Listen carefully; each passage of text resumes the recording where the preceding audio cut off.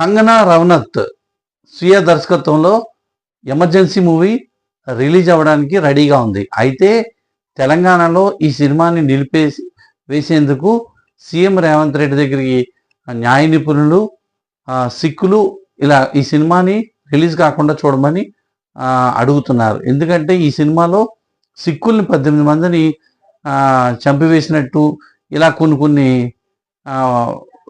ఉన్నట్టు సీన్స్లో ఉన్నట్టు ఈ సినిమాలో తీశారని న్యాయ నిపుణులు ఆయనకి సీఎం గారికి చెప్పారు. అయితే సీఎం ఈ సినిమాని ఆపేస్తాము, తెలంగాణలో రిలీజ్ కాకుండా చూస్తామని హామీ ఇచ్చినట్టు ఆల్రెడీ షబ్బీర్ అలీ ముందు ఆయన కూడా వివరణ ఇచ్చారు. కాబట్టి ఈ సినిమాలో ఇలాంటి సీన్స్ ఉన్నాయి కాబట్టి నాకు తెలిసి ఈ సినిమాని తెలంగాణలో రిలీజ్ అవుతుందా లేదా అనేది మాత్రం కొన్ని రోజులు వెయిట్ చేయాల్సిందే.